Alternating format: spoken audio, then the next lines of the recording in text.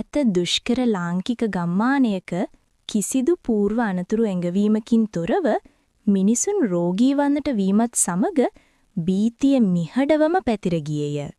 රාත්‍රිය උදාවෙත්ම භීතියෙන් සහ ලේ පිපාසයෙන් පෝෂණය වන අදෘශ්‍යමාන බලවේගයක් ගමට සමීප විය. රාත්‍රී කාලයේ කැලා මාර්ග ඔස්සේ ගමන් කළ අයගේ මනස මෙම යක්ෂ ශාපය හමුවේ විකෘති වන බවක් ඔවුන්ට දෙනුනි. රීරි යකා ලේ පානය කරන්නේ තම මුඛයෙන් නොව ඔහු විසින් නැති කරනු ලබන උමතුව හරහා බව ගැමියෝ රහසින් පැවසූහ. යක්ෂයාගේ බලය වර්ධනය වෙත්ම මුළු ගම්මානයම එක රැයකින් රෝගී තත්වයෙන් සහ උමතුවෙන් වෙලී ගියේය.